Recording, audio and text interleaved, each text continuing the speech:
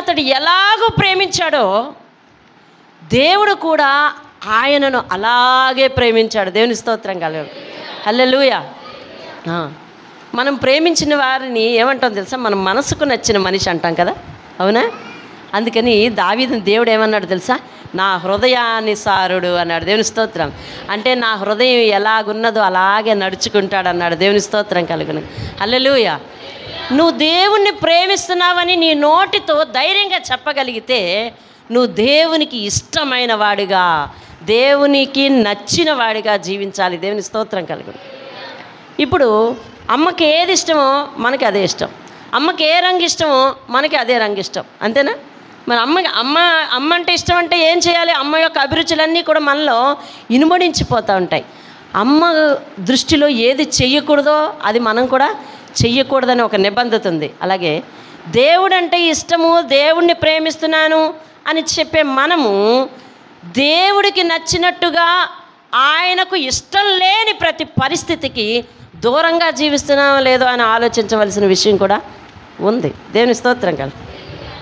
చాలామంది ప్రేమ ఎట్లా ఉంటుంది తెలుసా? మనిషి ఎదురుగా ఉన్నప్పుడు ఒక వలే ఉంటుంది, ఒకలాగుంటుంది. మనిషి సైడ్ అయితే వేరే విధంగా ఉంటుంది. ఇది ఎవరు ఒప్పుకున్నా ఒప్పుకోకపోయినా ఇది నిజం, అంతే. ఇందులో నిజమైన ప్రేమ లేదు కదా, ఇందులో నిజమైన ప్రేమ లేదు. ఇలాంటి నిజమైన ప్రేమ కాని ప్రేమలతో మనుషులను సంతోష పెట్టవచ్చేమో కానీ దేవుని కనులను కప్పలేం మనం కదా. అర్థమవుతుందండి? ఇప్పుడు నాకు నా పెద్ద కూతురు అంటున్నాను, లేదా నాకు నా భర్త అంటే ఇష్టం అనుకుంటున్నాను.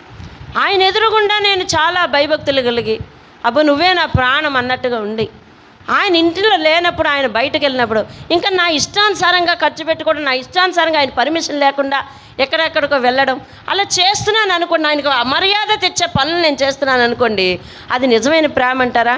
కాదు. ఈ నిజమైన ప్రేమను అతడు కనిపెట్టలేపాడేమో కానీ దేవునికి మాత్రము అటువంటి ప్రేమ మరి అతడికి తెలుసు. దేవుని స్తోత్రం కలుగునుగా. హల్లెలూయా. కాబట్టి ఈ దినము దేవుడు అంటున్నాడు, నిజమైన ప్రేమకు మరి ఒక చిహ్నంగా నువ్వు ఆయన చేతిలో, ఆయన కనుదృష్టిలో కనిపించాలండి. దేవుని స్తోత్రం కలుగు. దావీదుని చూసి ఏమన్నాడు తెలుసా? ఇదిగో ఈ దావీదు ఉన్నాడే, నా హృదయం ఎలా చెప్తే అలా నడుస్తాడండి అంటున్నాడు. దేవుని స్తోత్రం కాదు. ఎలా నడుస్తాడటండి? నా హృదయం ఎలా చెబితే అలా నడుస్తాడు. నా మనసు ఎరిగి నడుస్తాడండి. దేవుని స్తోత్రం కలుగునగా. చాలామంది తల్లులు పిల్లల గురించి సాక్ష్యం ఇస్తారు. నా పెద్ద కొడుకండి నాకు నచ్చినట్టుగా ఉంటాడండి, నన్ను అస్సలు బాధ పెట్టడు అని తల్లులు సాక్ష్యం ఇస్తారు. కొంతమంది తండ్రులు సాక్ష్యం ఇస్తారు, నా చిన్న కొడుకండి, నా పెద్ద కొడుకండి నా మనసుకి ఎలా నచ్చితే అలాగా నడుచుకుంటారు, నన్ను అసలు బాధ పెట్టడానికి ఇష్టపడరు అని ఒక తల్లి ఒక తండ్రి పిల్లల గురించి సాక్ష్యం ఇస్తున్నారంటే వాళ్ళ ప్రవర్తన ఎంత సర్టిఫైడో చూడండి. దేవుని స్తోత్రం కదా. ఎవరి చేత సర్టిఫికేషన్ వస్తుంది? ఎవరిని వీళ్ళు నిజంగా ప్రేమిస్తున్నారో వారి చేత సర్టిఫికేషన్ వస్తుంది. దేవుని స్తోత్రం కలుగును కాదు. అలాగా దేవుణ్ణి నువ్వు ప్రేమిస్తున్నాను అని అన్నప్పుడు నీకు ఎవరి నుంచి సర్టిఫికేషన్ రావాలో తెలుసా? దేవుడి దగ్గర నుంచి సర్టిఫికేషన్ రావాలి. ఏమనంటే నువ్వు నిజంగా నన్ను ప్రేమిస్తున్నావని. దేవుని స్తోత్రం. అంటే అలాంటి ప్రేమకు తార్కాణం నువ్వు చూపించగలగాలి. అనగా మొట్టమొదటిది ఆయన చాలా ఆసక్తిగా అనుసరించాలండి. దేవునికి స్తోత్రం. ఆయన ప్రేమిస్తున్నాం అనడానికి నిజమైన తార్కాణం ఏంటో తెలుసా? ఆయనను చాలా ఆసక్తిగా అనుసరించాలి. మొదటిది ఏమిటి చెప్పండి? చాలా ఆసక్తిగా అనుసరించాలి. రెండవది ఏమిటి అంటే ప్రేమ ఉన్న చోట వారికి ఏది నచ్చదో అది ఉండదంతే. నచ్చనిది ఉండదు, నచ్చిందే ఉంటుంది. అలా నువ్వు దేవుణ్ణి ప్రేమిస్తున్నావని చెప్పితే గనక దేవునికి ఏదేది ఇష్టం లేదో ఇప్పుడు నీ మనసులోకి తొంగి చూసుకో. ఒకసారి నీ మనసులోకి తొంగి చూసుకుంటే దేవునికి ఇష్టం లేనివి ఏంటేంటో నీకు తెలుస్తాయి. దేవుని వాక్యం వింటున్న వాళ్ళు మాత్రమే దేవుని స్తోత్రం చెప్పండి. ఒకసారి మన మనసులో తొంగి చూసుకుంటే మన ప్రవర్తన మనకు బాగా తెలుస్తుంది. ఈరోజు నా గురించి బాగా తెలిసిన వ్యక్తి ఎవరో తెలుసా? నేనే. అది నా విషయం అంటే ఏంటో, నేను ఎక్కడ తప్పు చేస్తానో, నేను ఎక్కడ రైట్ చేస్తానో, నేను ఎలా ప్రవర్తిస్తానో, ఎలాంటి భయభక్తులు కలిగి ఉన్నానో నా కోసం నేనే బాగా చెప్పగలను, ఇంకెవరు చెప్పలేరు. కాబట్టి నీ కోసం బాగా తెలిసిన వ్యక్తి ఎవరనంటే నువ్వే. కాబట్టి మరి దేవుని ఎదుట నిజంగా ఆయన్ని ప్రేమిస్తున్నాను అని అన్నప్పుడు నీ మనసులో ఒకసారి తొంగి చూసుకో. ఏదేది ఆయనకి ఇష్టం లేదో, ఏదేది ఆయన గుణగుణాలకు తగినట్టుగా లేవో వాటన్నిటినీ ఏం చేసుకోవాలో తెలుసా? విడిచి పెట్టుకోవాలి. దేవుని స్తోత్రం కాదు. నటించే ప్రేమ కాదు, నిజముగా ప్రేమించే ప్రేమ కలిగిన వారిని దేవుడు ఈ రోజుల్లో వెతుకుతున్నాడు. దేవుని స్తోత్రం కాదు. ఆ కాలంలో ఏందంట, దేవుడు చూసి చూడనట్టుగా పోయాడంట. కానీ ఇప్పుడైతే అంతటా అందరూ మారు మనసు పొందాలని దేవుడు కోరుకుంటున్నాడు. ఎందుకు? అందరిది నిజమైన ప్రేమ కావాలి. దేవుని స్తోత్రం కలుగునుగా. మరి దేవుణ్ణి ప్రేమిస్తే మనకేంటి బహుమానాలు? ఒకసారి చూడండి, సామెతల గ్రంథం 3వ అధ్యాయం 12వ వచనాన్ని ఒకరు చదవండి. తండ్రి తనకిష్టుడైన కుమారుణ్ణి గద్దించు రీతిగా యెహోవా తాను ప్రేమించు వారిని. దేవుడిని ప్రేమించేవారిని దేవుడు ఏం చేస్తాడంటండి? దేవుడిని ప్రేమించేవారిని దేవుడు ఏం చేస్తాడట?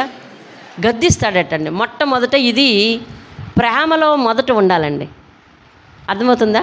భయం లేని ప్రేమ అది వ్యర్థం.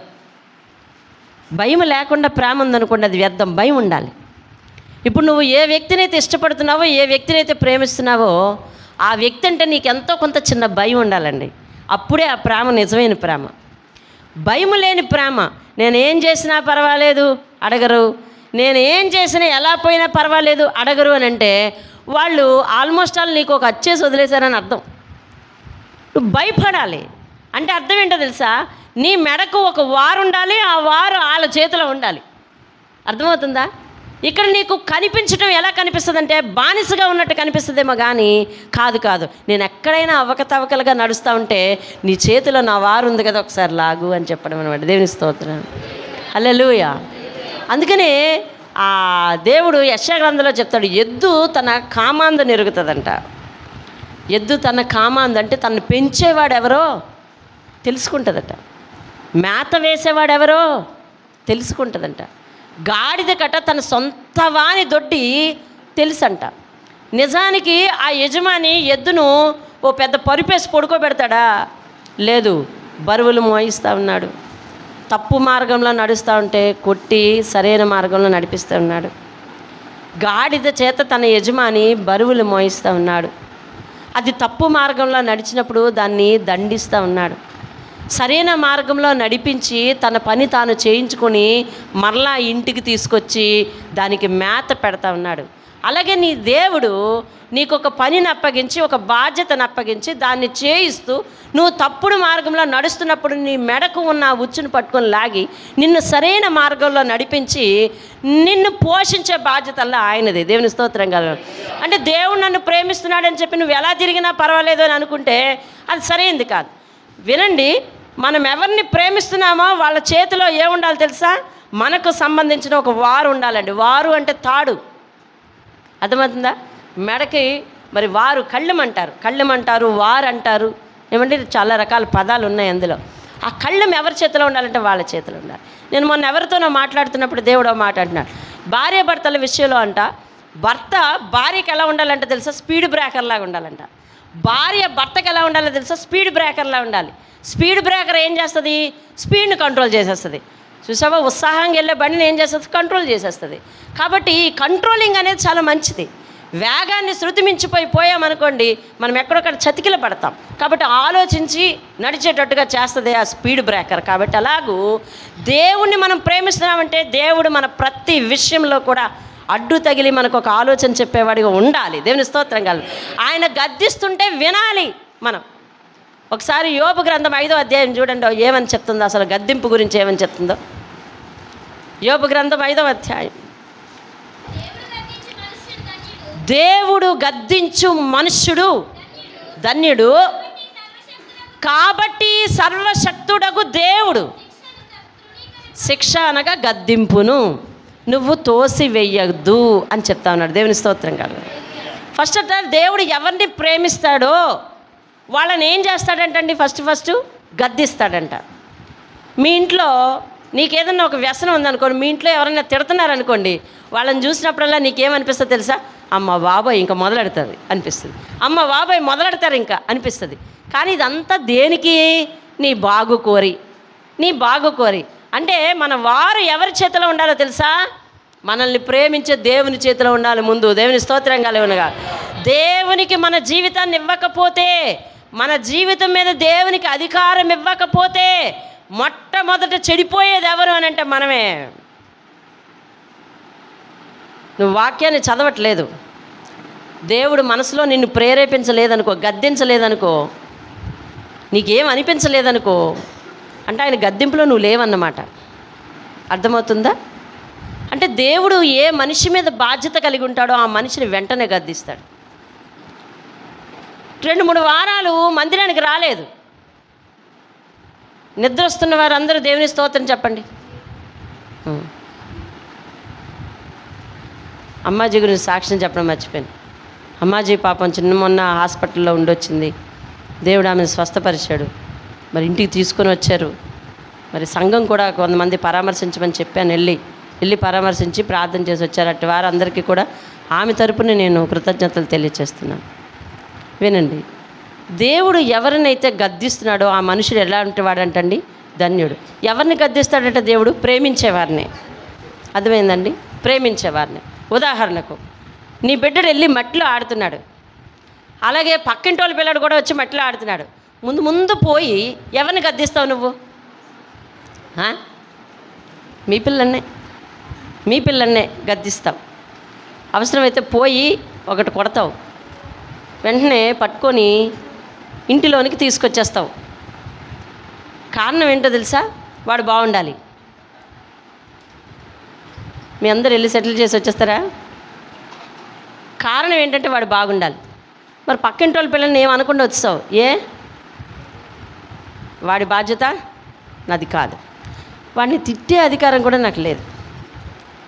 అంటే దేవుని గద్దింపుకు నువ్వు లోబడుతున్నావంటే అర్థం ఏంటో తెలుసా?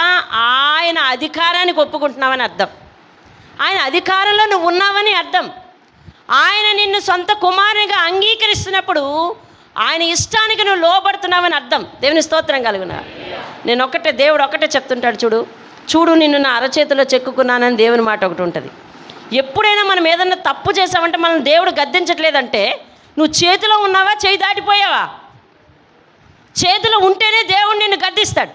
ఆయన చెప్పు చేతుల్లో ఉంటేనే దేవుడు నిన్ను గద్దిస్తాడు.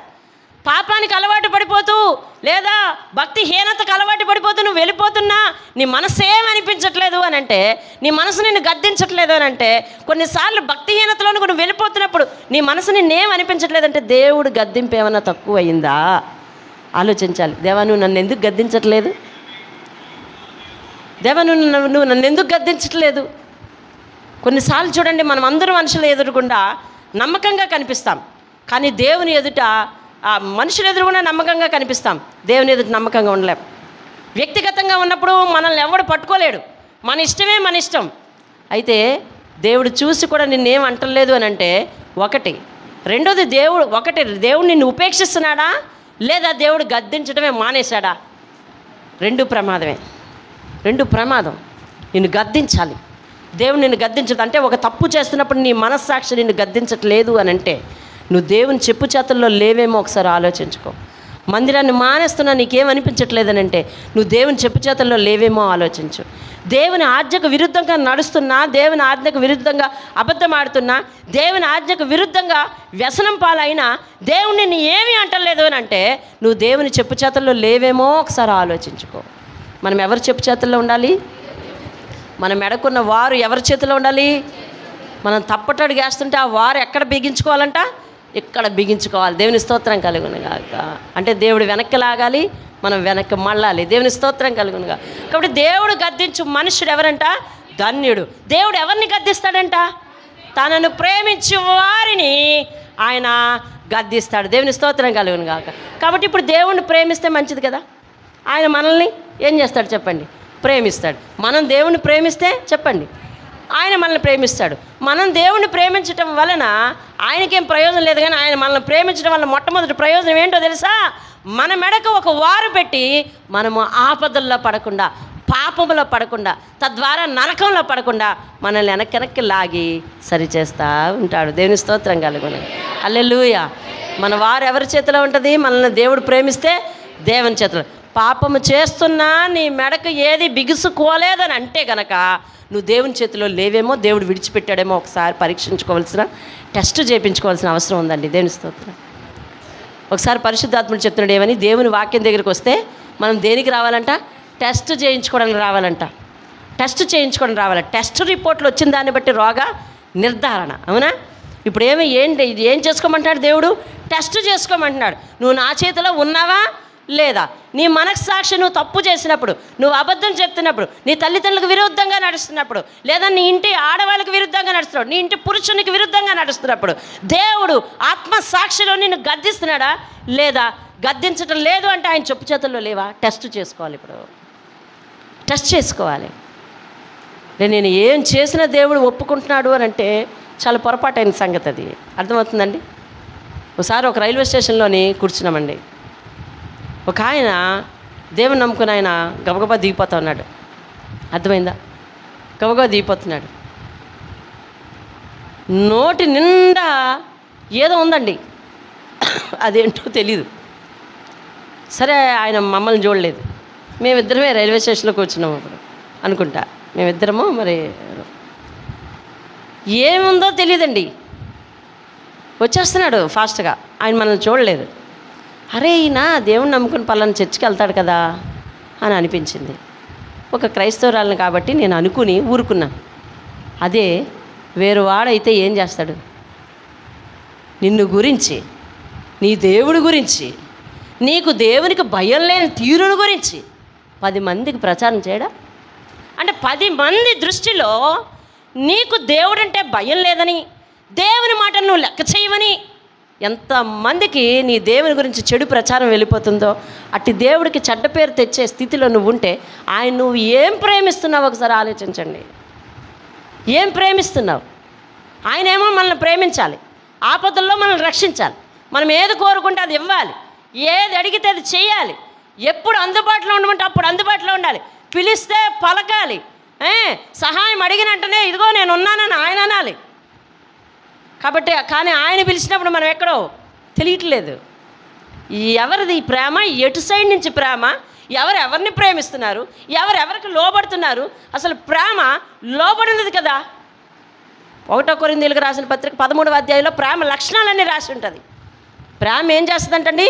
లోబడుతుందటండి. ఫస్ట్ దాని లక్షణం. ప్రేమ ఏం చేస్తుంది?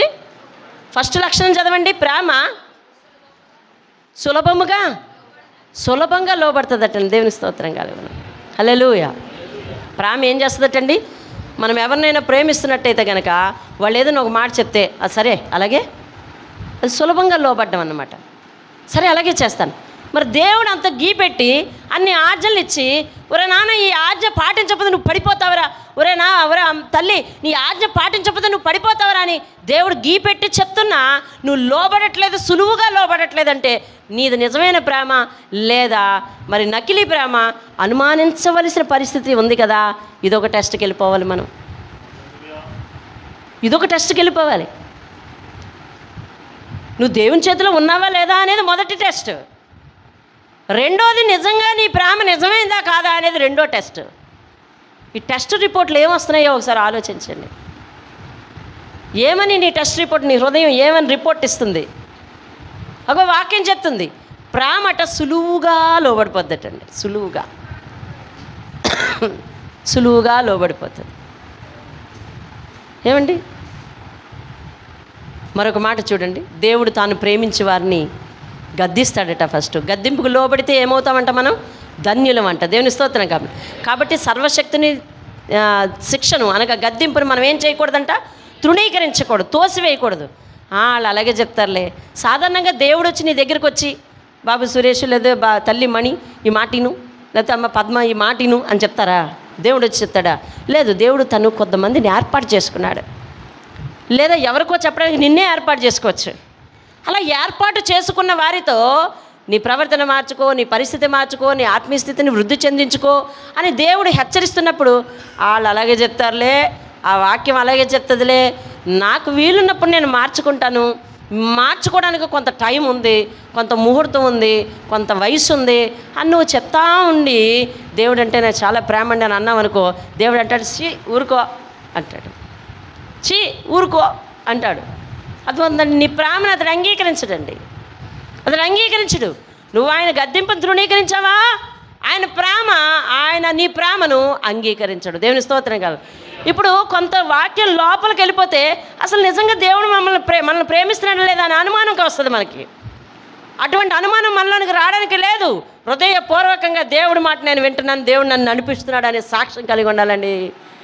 హల్లెలూయా. నేను దేవునికి లోబడుతున్నాను, దేవుడి మాట వింటున్నాను అనే సాక్ష్యం మనం కలిగి ఉండాలి. దేవుని స్తోత్రం కాదు. ఇప్పుడు ఆ అమ్మాయి ఏదో కుమారి సాక్ష్యం చెప్పింది, అది పట్టించుకున్న వాళ్ళకి చాలా పెద్ద సాక్ష్యం. ఇది కూడా చెప్పాలా అని అనుకునే వారికి అది చాలా నెగ్లిజిబుల్. ఆమె ఏం చెప్తుందంటే, ఆమె అనే దాంట్లో చిన్నదే సారాంశం. నేను నిన్న ఊరెళ్ళిపోయి ఉంటే దేవుని సన్నిధిలో ఉండేదాన్ని ఉదయం, లేదు ఇప్పుడు బయలుదేరితే ఇక్కడ సన్నిధిని పోగొట్టుకుంటా, అక్కడ సన్నిధిని పోగొట్టుకుంటా, దేవుని సన్నిధిని పోగొట్టుకుంటాను నేను అని చెప్తుంది. అది అలా కాకుండా ఇలా కాకుండా దేవుడు నన్ను ఇక్కడ ఉంచాడు, మా ఆయనగారు అందుకు ఒప్పుకోవడానికి సమ్మతించారు అని చెప్తుంది. అంటే ఇప్పుడు అల్టిమేట్గా వాళ్ళ ఆయనగారు అంటే భయం, లేకపోతే ఇంకోటంటే పాస్టర్ గారు అంటే భయం కాదు. దేవుని సన్నిధిలో నేను ఉండాలి, ఇదిగో నేను నా ఇంటి వారు దేవుని సన్నిధిలో కనిపిస్తున్నాము, దేవా నిన్ను ప్రేమించి నీ సన్నిధికి మేమందరం వచ్చామయ్యా అనే సాక్ష్యాన్ని పోగొట్టుకోకుండా ఉండాలన్నది అల్టిమేట్ థింగ్. అది అంటే ఆయన ప్రేమించే వారికి తహతహ ఉంటుంది. ఏమని తెలుసా? అందరి మీద. దేవుని స్తోత్రం కాదు. చాలామంది ప్రార్థనలు పెట్టుకున్నప్పుడు ప్రార్థనలు ఆత్మీయ అభివృద్ధి కూడుకుంది, దీనికి కొంతమందే వస్తారు, మిగిలిన వాళ్ళు ఏరనంటే కొంతమంది ఫంక్షన్కి వెళ్తారు. ఏమమ్మా ఫంక్షన్కి వెళ్ళకపోతే ఏమిటంటే ఆ ఊర్లో కూడా చర్చ్ ఉందండి అంటారు. ఓహో ఆ ఊర్లో కూడా చర్చ్ ఉందా? నిజంగా కదా, మీరందరికీ ఫంక్షన్లు తగిలి మీరందరూ మీ ఊర్లో వెళ్ళిపోయి ఆయా ఊర్లో మీరు చర్చికి వెళ్ళిపోతే ఇక్కడ ఆదివారం ఆరాధన ఎవరు చేస్తారు? మీ నాన్న నేను చేసుకోవాలి, అంతేనా? మీ నాన్న నేను చేసుకోవాలి. అర్థమైందా? అందుకనే దేవుడు ఇలాంటి చిక్కులు వస్తాయనేమో ఏమంటున్నాడు తెలుసా? మీరందరూ నాకు అవయవాలు కారా అంటాడు. మీరందరూ నాకు ఎవరంట? ఎక్కడ అవయవాలు? ఆత్మీయ ప్రార్థనా గోపురంలో నువ్వు దేవునికి ఒక అవయవానివే. ఆత్మీయ ప్రార్థనా గోపురంలో నువ్వు దేవునికి ఒక అవయవానివి. నువ్వు లేకపోతే ఆయన ఇక్కడ అంగవైకల్యుడిగా నిలబడతాడు తెలుసా?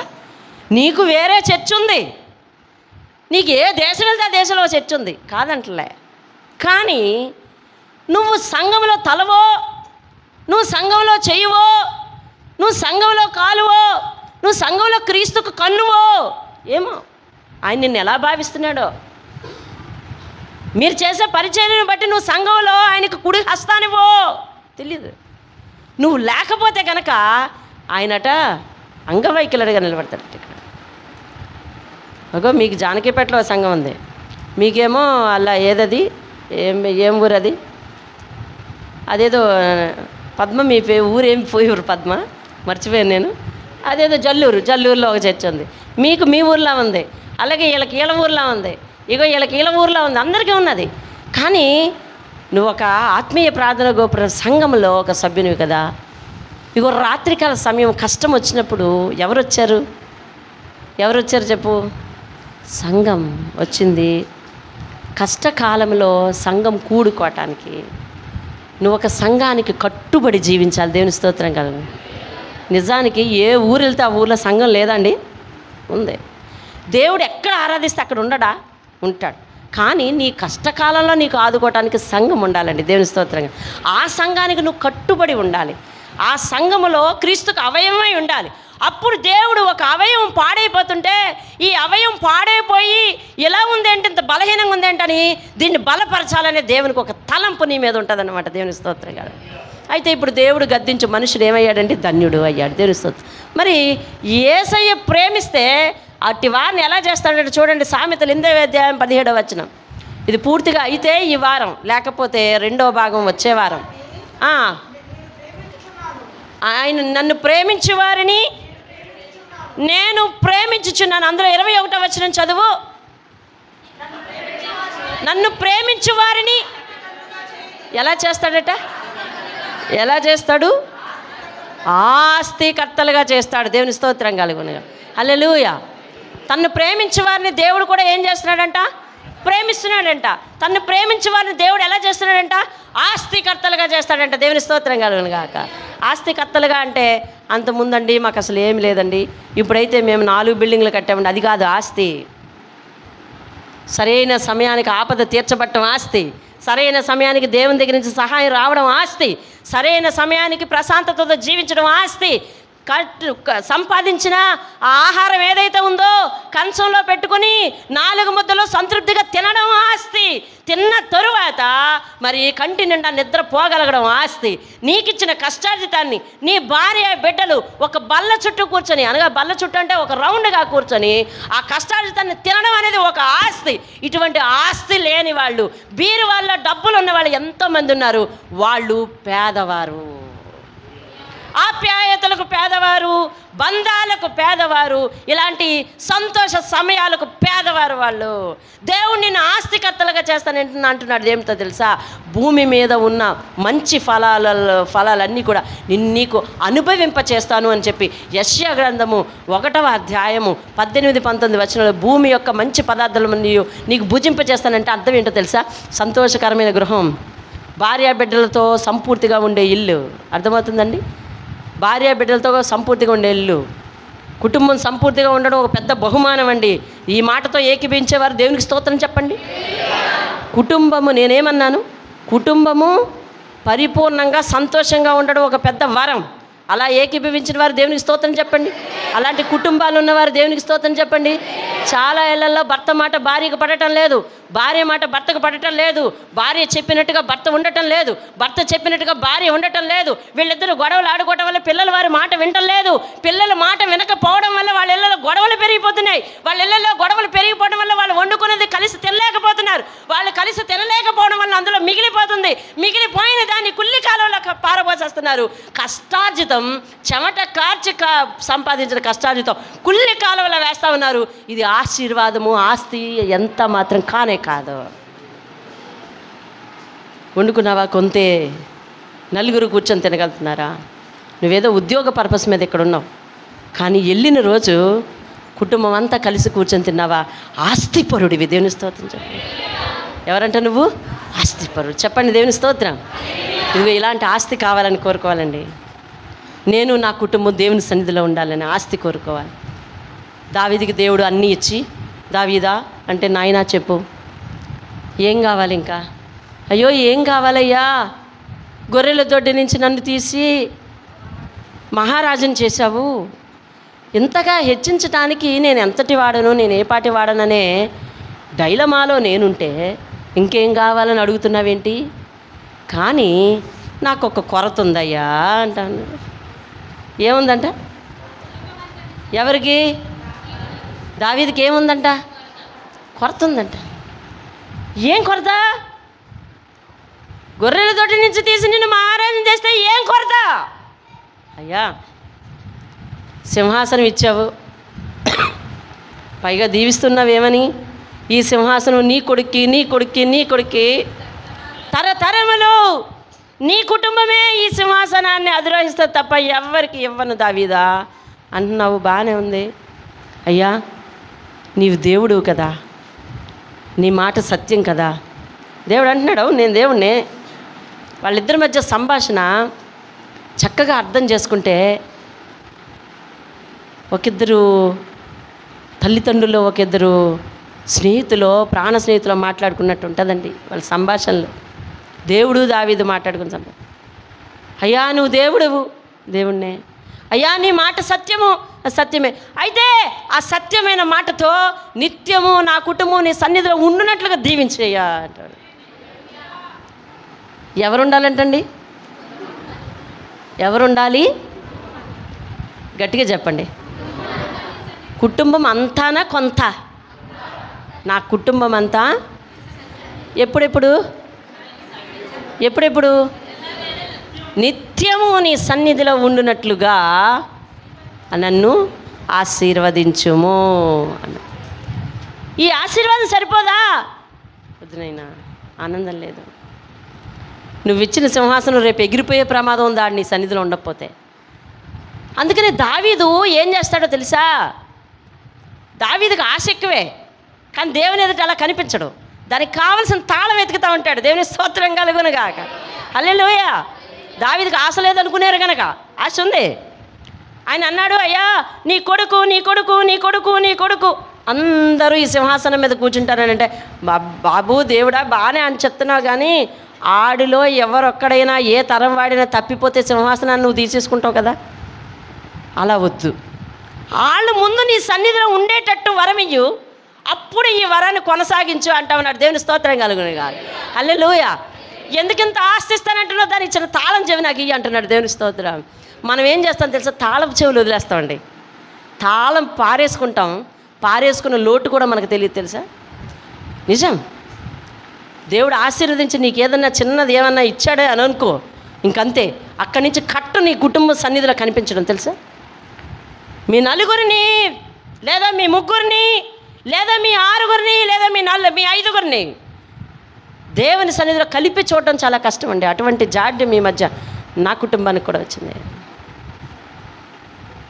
నా చంటి పిల్లకు అనారోగ్యంగా రావడం వల్ల నేను దేవుని సన్నిధిలో రాత్రులు కూర్చుని ఒకటే అడుగుతున్నా, అయ్యా నీ సన్నిధిలో మేము 5గురు ఉండాలి. ఒక అమ్మాయి ఏమో బయటికి వెళ్ళింది, నీ సన్నిధిలో 5గురు ఉండాలి, నీ సన్నిధిలో 5గురు ఉండాలి. ఇలా లేకపోవటం ఒక శాపంగా నాకు అనిపిస్తుంది అని ప్రార్థన చేస్తున్నాను. దేవుని స్తోత్రంగా. ఏది లోటు, ఎక్కడ పారేసుకున్నావు తెలుస్తుందా? ఎక్కడ పారేసుకున్నావు? ఈవేళ హెట్రో పిల్లలు చాలామంది ఉన్నారు. మీరు మీ తల్లిదండ్రులను విడిచిపెట్టి ఇక్కడ ఉన్నారు. మీ తల్లిదండ్రులకు ఫోన్ చేసి మీరు చర్చికి వెళ్ళారా అని అడిగితే వాళ్ళు వెళ్ళామో అని అన్నారనుకో, ఆ రోజు నువ్వు వెళ్ళలేదనుకో, నీ కుటుంబము దేవుని సన్నిధిలో అసంపూర్తిగా కనిపించింది అంతే. మీరు తెలుసా, దేవుని సంతృప్తి పెట్టడంలోని అసంపూర్తి మీ దగ్గర నుంచి. లేదా వాళ్ళు అక్కడ వెళ్ళారు, మీరు ఎక్కడ వెళ్ళారు, అబ్బా నా కుటుంబం అంతా దేవుని సన్నిధిలో ఎంత భరోసా తెలుసా.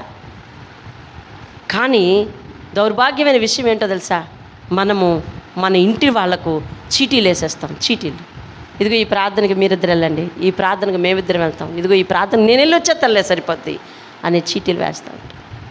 దావీదు ఏం తెలివైన వాడండి. నిత్యము నా కుటుంబం నీ సన్నిధిలో ఉండేటట్టు ఆ వాగ్దానం ఇవ్వకపోయావంటే ఈ సింహాసనాలు ఏవి కూడా మా దగ్గర మిగలవు నాయనోయ్.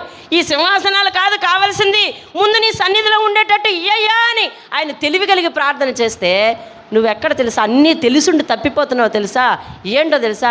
నీకిచ్చిన ఉద్యోగమో, నీకిచ్చిన వ్యాపారమో, నీకిచ్చిన చిన్న యాతనో, నీకిచ్చిన చిన్న పోస్టో, నీకిచ్చిన చిన్న పనో దాన్ని పట్టుకొని మరి కుటుంబము చీలిపోతా ఉంది దేవుని సన్నిధిలో. కుటుంబం చీలిపోతా ఉంది దేవుని సన్నిధిలో. కాబట్టి దేవుడు గద్దించు మనుషుడు ఎవరంటండి? ధన్యుడు అంట. కాబట్టి ఆయన శిక్షణ ఏం చేయకూడదంట, మనము తృణీకరించకూడదంట. దేవుడు ప్రేమించేవారిని ఆయన తిరిగి ఏం చేస్తాడంట? ప్రేమిస్తాడంట. దేవుడు ఎవరినైతే ప్రేమిస్తాడో వాళ్ళని ఏం చేస్తాడంట? ఆస్తికర్తలు అయితే. ఎలాంటి ఆస్తి? కుటుంబం అంతా సజీవంగా ఉండే ఆస్తి, కుటుంబం అంతా కలిసి తినే ఆస్తి, కష్టార్జిత నేలపాలు పోయకుండా ఆస్తి, కష్టార్జితాన్ని వ్యర్థం చేయకుండా ఆస్తి, కష్టార్జితాన్ని వ్యసనాల పాలు చేయకుండా ఉండే వరాలు అవి ఆస్తులతో సమానం. దేవుని స్తోత్రం. అది ఎవరింట్లో లేదో వాళ్ళు పేదోళ్ళండి. మాకే ఉందండి, మేము తెచ్చుకుంది వాళ్ళకి సరిపోద్ది, మేము ఎవరి దగ్గర చేయి చాపక్కర్లేదు అంటే ఒక రకంగా ఆస్తిపరుడే. కానీ దేవునికి ఇష్టమైన ప్రవర్తన నీలో లేకపోతే నీకంటే పేదవాడు మరొకడు ఉంటాడండి. నీకంటే పేదవాడు మరొకడు ఉండడు. దేవుని ఇష్టాన్ని నెరవేర్చలేని నువ్వు పేదవాడివి దేవుని దృష్టిలో. కానీ ఆయన ఏం చేస్తానంటున్నాడు? ఆస్తికర్తలుగా చేస్తాడు. దేవుని స్తోత్రం కాదు. మరొక మాట దేవుడు పరిశుద్ధాత్ముడు చెప్తున్నాడు, ఆలకించండి. ఆడవాళ్ళు మగవాళ్ళు కూడా మన జీవితంలో కొన్ని సరదాలు మనం బ్రతికున్నంత వరకే ఉంటాయి. అవునా? అవును. బ్రతికున్నప్పుడే మనం వాటిని అనుభవించగలగాలి. అవునా?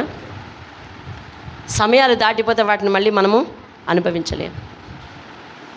కాబట్టి ఇప్పుడు కుటుంబము అనే దాన్ని నువ్వు ఖచ్చితంగా దేవుడిచ్చిన కుటుంబాన్ని జాగ్రత్తగా పోషించుకుంటూ జాగ్రత్తగా అనుభవించాలి అని అంటే దేవుడు నీ శరీరంలో ఊపిరి ఉన్నంతవరకు, అది దాటిపోయిన తర్వాత కుటుంబంతో నువ్వు గడపాలన్నా లేవు, కుటుంబం నీతో గడపాలన్నా ఉండదంతే. ఆ రోజు మనం పోగొట్టుకున్న రోజు మళ్ళా నా కుటుంబం ఫుల్ఫిల్ కావాలి అని అంటే అయ్యే పనా? అవదు. ఈరోజు కుటుంబం జాడ మనకుండదు, మన జాడ కుటుంబానికి ఉండకుండా ఎవరి బాటలో వాళ్ళు, ఎవరికి ఇష్టం వచ్చేట వాళ్ళు నడుస్తూ ఉన్నామే. రేపొద్దున అదే కుటుంబంలో ఎవరొకరిని మనం మిస్ అయితే గనక అయ్యో మళ్ళీ ఎక్కడి నుంచైనా బుద్ధిగా ఉందామనంటే కాలం వెనక్కి తిరిగి రాదు. ఇదిగో దేవుడు చెప్పిన ఒక పాఠం ఏంటంటే, అదిగో అక్కడ మనం బ్యానర్ కూడా రాసి ఉంచాం, కాలాన్ని వెనక్కి తిప్పలేం కానీ ప్రార్థనతో భవిష్యత్తును మార్చుకోవచ్చు. హల్లెలూయా, హల్లెలూయా. ఇప్పుడు ఇదే వర్తమానం వచ్చే వారం కొనసాగిస్తాం. మీరు నేర్చుకున్నది, దేవుడు తనను ప్రేమించే వారిని దేవుడు ఏం చేస్తాడంటండి, గద్దిస్తాడు. ఫస్ట్ ఏం చేస్తాడంటే గద్దిస్తాడు. రెండోది ఏం చేస్తాడు, అతడు తిరిగి ప్రేమిస్తాడు. ఆ ప్రేమలో మొట్టమొదటి ఆశీర్వాదం ఏంటంట, ఆస్తికర్తలుగా చేస్తాడు. దేవుని స్తోత్రం కలిగిన దావీదుని దేవుడు ఏం చేశాడు తెలుసా, ప్రేమించాడు. అందుకని దావీదుని ఆస్తికర్తగా చేశాడు. దేవుని స్తోత్రం కలిగిన ఆయన్ని ప్రేమించాడు, ఆయన అనేక ఆపదలోంచి తప్పించాడు. ఆయన ప్రేమించాడు కాబట్టే దావీదు ఒకసారి పాపం చేస్తుంటే చేసిన తర్వాత దావీదుని బహుగా శిక్షించాడు. అంటే సరైన మార్గంలో పెట్టాడు. ఆ పాపమును బట్టి అతడు ప్రాయశ్చిత్త పడ్డాడు. చాలా దినములు ఉపవాసం ఉండాడు. గుర్తొచ్చిన ప్రతిసారి కూడా, దేవా నేను పాపిని అని తల నేలకేసి కొట్టుకున్నాడు. అపరాధ భావం కలిగి ఉన్నాడు, పశ్చాత్తాపం కలిగి ఉన్నాడు. ఇలాంటి పశ్చాత్తాప బుద్ధి, ఆ గద్దింపుకు లోబడే మనస్తత్వం నీలో లేకపోతే దేవుడు ఒకవేళ విడిచిపెట్టాడేమో అని ఆలోచించి టెస్ట్కి వెళ్ళాల్సిన పరిస్థితి మనకుంది. దేవుని మాటకు నువ్వు సులువుగా లోబడట్లేదు అని అంటే దేవుని నువ్వు నిజంగా ప్రేమిస్తున్నావో లేదో అనే టెస్ట్కి వెళ్ళాల్సిన పరిస్థితి కూడా ఉంది. ఇంతకీ నీది నిజమైన ప్రేమ, ఆయనది నిజమైన ప్రేమ ఏంటో తేల్చుకోవాల్సిన పరిస్థితి మనకు ఉంది. ఎలా తేల్చుకుంటాం? ప్రార్థనలో తేల్చుకోవాలి. అయ్యా నేను నీ మాటకి నుంచి వింటాను అంటే అతడు నిన్ను అంగీకరిస్తాడు, నీ ప్రేమను అంగీకరిస్తాడు. అయ్యా నీ గద్దింపుకు లోబడతాను, నీ ప్రేమను అంగీకరిస్తూ ఉంటాడు. అయ్యా నువ్వు చెప్పినట్టుగా నేను ప్రతిదాన్ని, నీకు ఆయాసకరమైన ప్రతి మార్గాన్ని విడిచిపెట్టుకుంటుంటాను అంటే నీ ప్రేమను ఆయన అంగీకరిస్తూ ఉంటాడు. దేవుని స్తోత్రం కలుగునుగా. ఇప్పుడు నీ మనసు నిన్ను ఏ విధంగా అనిపిస్తుందో దానిని బట్టి నువ్వు వ్యక్తిగతంగా ప్రార్థన చేసుకోవాల్సిన పరిస్థితి ఉంది. కీర్తన గ్రంథంలో చెప్తున్నాడు, దేవుడు లేడు అనుకునే వాళ్ళు బుద్ధిహీనులైతే దేవుడు ఉన్నాడని తెలిసిండి ఆయనకు నిజంగా భయపడని నువ్వు దేవుని ప్రేమించేవాడు ఎలా అవుతావు అనేదే దేవుని ప్రశ్న. స్తుతివాక్యంలో నిన్ను ప్రశ్నించింది అదే. ఇప్పుడు నీ ప్రేమ నిజమైన ప్రేమని దేవుడు అనగలడా అనే ప్రశ్న నిన్నేస్తే నువ్వు ఏ విధంగా టెస్ట్కి నిలబడగలవు? ఆయన ఎదుట నిర్దోషిగా నిజంగా నేను ప్రేమిస్తున్నాను నాయనా అని గంటాపదంగా చెప్పగలమా? దేవుని స్తోత్రం కలుగునుగా. 191వ కీర్తనలో 14వ వచనంలో అతడు నన్ను ప్రేమిస్తున్నాడు కనుక నేను అతన్ని తప్పించదను అని దేవుని వాక్యం సెలవిస్తుంది. ఎవరి కోసం ఆ మాట అన్నాడో తెలుసా? దావీదు కోసం ఆ మాట అన్నాడు. ఏమన్నాడు తెలుసా? అతడు నన్ను ప్రేమిస్తున్నాడు కాబట్టి నేను అతన్ని తప్పిస్తాను. అతడు నా నామమును ఎరిగినవాడు అంటే, నా నామం ఎరిగినవాడు అంటే నా పేరంటే అతనికి అర్థం తెలుసు. ఈరోజు నీ దేవుని పేరంటే నీకు అర్థం తెలియాలి. అతడు చూస్తున్న దేవుడని, లెక్క అప్పగించే లెక్క అడుగు దేవుడని, ఈ రెండు విషయాలు నీకు తెలిస్తే చాలు. ఇంకా చాలా పేర్లు ఉన్నాయి బైబిల్ నిండా, ఆయన పేర్లు ఉన్నాయి తెలుసా? సర్వశక్తుడు, సర్వోన్నతుడు, మహత్యము గలవాడు, లేకపోతే ఏవేవో పేర్లు ఉన్నాయి. ఆ పేర్లు ఏవి నీకు అవసరం లేదు. రెండు పేర్లు తెలియాలి. అదేం పేర్లు? మొదటిది చూస్తున్న దేవుడు, రెండవ పేరు ఏం పేరు? లెక్క అడుగు దేవుడు. ఈ రెండు విషయాలు నీకు తెలుసుంటే నీ దేవుని నామాన్ని నువ్వు ఎరిగినవాడు కాబట్టి, అతడు నా నామమును ఎరిగినవాడు కనుక నేను అతన్ని గొప్ప చేసేదను. దేవుని స్తోత్రం. అంటే నామం ఎరిగినవంటే ఆయన నామాన్ని బాగా తెలుసుకున్నవాడు కాబట్టి, అంటే చక్కగా అర్థం చేసుకొని ప్రేమిస్తున్నావు కాబట్టి ఆస్తికర్తలుగా చేస్తానని ఆయన మాట మార్చలేదు. దేవుని స్తోత్రం. దేవుడు తన మాటను మార్చలేదు ఎక్కడ కూడా. దేవుని స్తోత్రం. అతను ప్రేమించే వారిని దేవుడు ఎన్నడూ కూడా విడిచిపెట్టడం. మోకరించి ప్రార్థన చేద్దాం. ఆయన ప్రేమించేవారిని ఆయన ఎన్నడూ కూడా విడిచిపెట్టడు. అయితే నీ ప్రేమ నిజమైందో కాదో నువ్వు టెస్ట్కు నిలబడాల్సిన పరిస్థితి ఉంది. ఆయన ఉంటున్నప్పుడు ఒకలా, తండ్రి ఉంటున్నప్పుడు ఒకలాగా, తండ్రి లేనప్పుడు ఒకలాగా అయితే అది నిజమైన ప్రేమ కాదు. నువ్వు దేవుని మందిరంలో ఉన్నప్పుడు ఒకలాగా, మందిరంలో లేనప్పుడు ఒకలాగా. అలా వద్దు.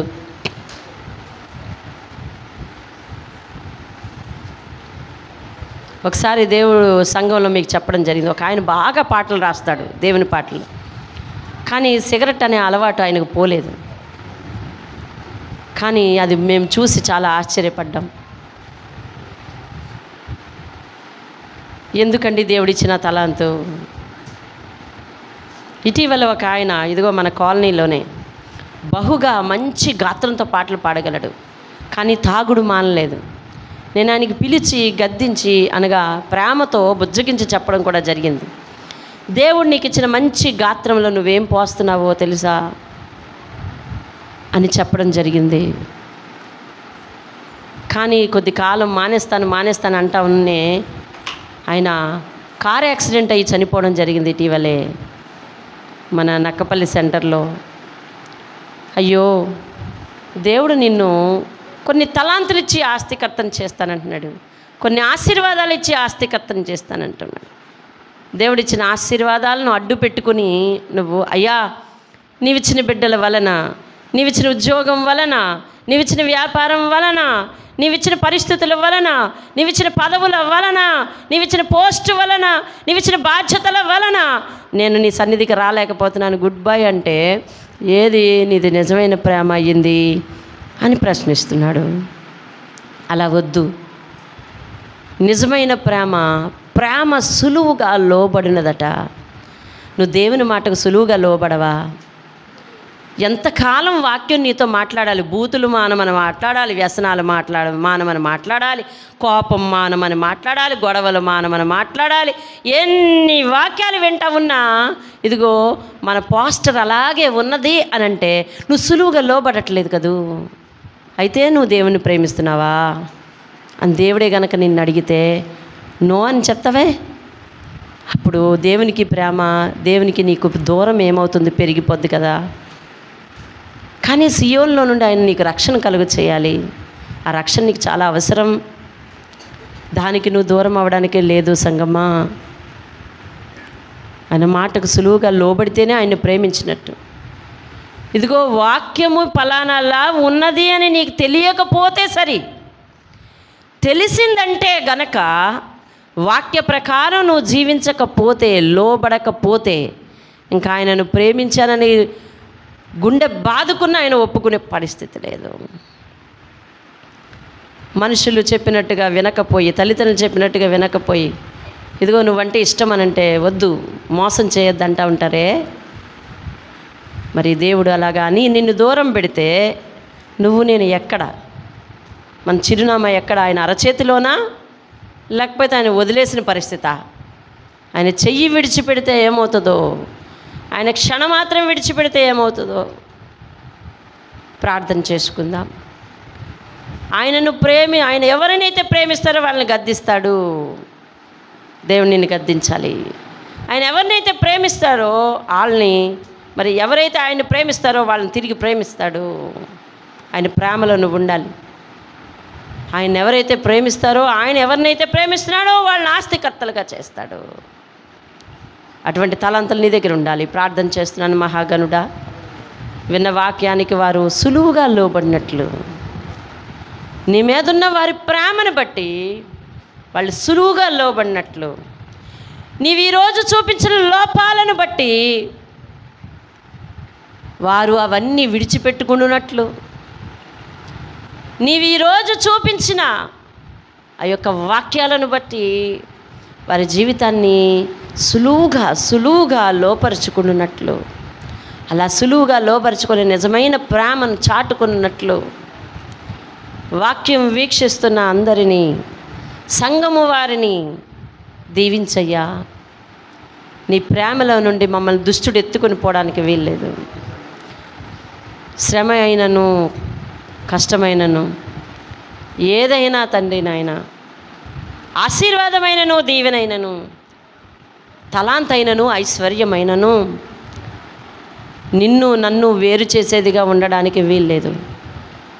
నిన్ను నన్ను వేరు చేసే ఆశీర్వాదం అది వ్యాపారమే కానీ, ఉద్యోగమే కానీ, పిల్లలే కానీ, ఏదైనా కానీ బాబు అది వద్దయ్యా. నీ దగ్గర మేము ఉండాలి. మా కుటుంబం అంతా నీ సన్నిధిలో ఉండాలి. అట్టి దీవెన, అట్టి ఆస్తి మందరికి దయచేయమని, సులువుగా లోబడి నిన్ను ప్రేమిస్తున్నానని చాటి చెప్పుకున్న ప్రతి ఒక్కరిని ఈరోజు బహుగా దీవించమని, ఆశీర్వదించమని, సంతృప్తి కలిగిన హృదయంతో వారింటికి వెళ్ళడానికి సహాయం చేయమని, వారింటిలో ఈ వారమంతా సులువుగా లోబడిన మీదట నిజమైన సంతోషం అనుభవించటానికి, రక్షణ ఆనందాన్ని పొందుకోవటానికి సహాయం చేయను నాయన. లేకపోతే అన్నీ మా చుట్టూ ఉన్న సంతోషం లేని స్థితి మాలో ఉంది. కారణం మేము నిజంగా లోబడట్లేదు. కాబట్టి ఆ రీతిగా మమ్మల్ని అందరినీ దీవించి ఆశీర్వదించమని యేసయ్య అతి శ్రేష్టమైన నామంలో బ్రతిమాలుకుని అడిగి వేడుకుంటున్నాను పరమ తండ్రి. ఆమేన్, ఆమేన్. అందరికీ వందనాలు.